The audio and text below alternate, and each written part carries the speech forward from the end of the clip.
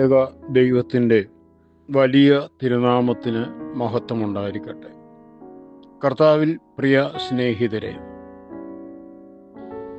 വഴിവിളക്കിൻ്റെ പ്രകാശത്തിലിരുന്ന് ദീർഘനേരമായി എന്തോ അന്വേഷിച്ച് തപ്പിത്തടയുന്ന ഒരുവനെ ശ്രദ്ധിച്ച വഴിപോക്കൻ എന്താണ് അന്വേഷിക്കുന്നത്, വിലപ്പെട്ടതെന്തെങ്കിലും നഷ്ടപ്പെട്ടത് തിരയുന്നുവോ എന്ന് ചോദിച്ചു. താക്കോൽ നഷ്ടപ്പെട്ടത് തിരയുകയാണ് എന്ന് അയാൾ പറഞ്ഞു. മറ്റേയാളും കൂടെ തിരച്ചിൽ ആരംഭിച്ചു. ഒരുപാട് നേരം നോക്കിയിട്ടും ഒന്നും കിട്ടിയില്ല. ഇവിടെയാണോ താക്കോൽ നഷ്ടപ്പെട്ടത് എന്ന് അയാൾ വീണ്ടും ചോദിച്ചപ്പോൾ മറ്റേയാൾ പറഞ്ഞു, അല്ല, വീട്ടിലാണ് നഷ്ടപ്പെട്ടത്.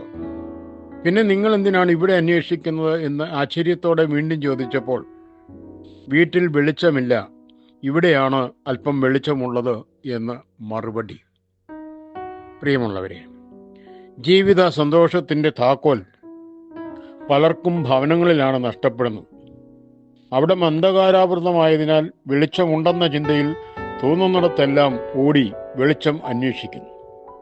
മദ്യം, മയക്കുമരുന്ന്, നിശാ ക്ലബ്ബുകൾ, അസാൻമാർഗിക ജീവിതം, താക്കോൽ അന്വേഷിക്കുന്ന മനുഷ്യൻ. ഇതിനിടയിൽ നാം ചിന്തിക്കേണ്ടുന്ന വലിയ കാര്യം, അമ്മ തൻ്റെ കുഞ്ഞിനെ മറന്നാലും ദൈവം തൻ്റെ മക്കളായ നമ്മെ മറക്കുകയില്ലെന്ന് പ്രവാചകന്മാർ വഴി അവിടുന്ന് നമ്മോട് അരുളി ചെയ്തിട്ടുള്ള വചനങ്ങളാണ്. 125 സങ്കീർത്തനം 1 വാക്യം, യഹോവയിൽ ആശ്രയിക്കുന്നവർ കുലുങ്ങാതെ എന്നേക്കും നിൽക്കുന്ന സിയോൻ പർവ്വതം പോലെ ആകുന്നു. ദൈവത്തിൽ പ്രതീക്ഷ അർപ്പിക്കുന്നവരെ അവിടുന്ന് ഒരിക്കലും കൈവിടുകയില്ല എന്നും പ്രവാചകന്മാർ വഴി ദൈവം തമ്പുരാൻ നമ്മെ അറിയിച്ചിരിക്കുകയാണ്. നമ്മൾ ചെയ്യേണ്ടുന്ന കാര്യങ്ങളെല്ലാം ചെയ്യുകയും ആർജിക്കുകയും സന്തോഷിക്കുകയും ചെയ്യുമ്പോഴും ദൈവവിശ്വാസം കൈവിടാതെ ഇരുന്നാൽ അതിൻ്റെ ഗുണം എന്ത് എന്ന് ചോദിച്ചാൽ, ദൈവത്തോടുള്ള പ്രാർത്ഥനയും ദൈവത്തോടുള്ള അടുപ്പവും നമുക്ക് ലഭിക്കുന്ന വലിയ ധൈര്യമാണ് എന്ന് ഓർപ്പിക്കട്ടെ. ഭൂമിയിൽ ഒരു പിതാവിനും മാതാവിനും സാധിക്കുന്നതിലധികമായി നമ്മെ സ്നേഹിക്കുന്നവനാണ് ദൈവം തമ്പുരാൻ. അതുപോലെ മറ്റാരേക്കാളും നമ്മുടെ നന്മ ആഗ്രഹിക്കുന്നവനാണ് സ്നേഹനിധിയായ ദൈവം. അപ്പോൾ പിന്നെ ജീവിതത്തിലെ ഏത് പ്രതിസന്ധി ഘട്ടത്തിലും പ്രതീക്ഷ കൈവിടേണ്ട കാര്യമില്ല. മരണത്തെ മുഖാമുഖം കണ്ടാൽ പോലും നാം പതറേണ്ടതില്ല എന്ന് സാരം.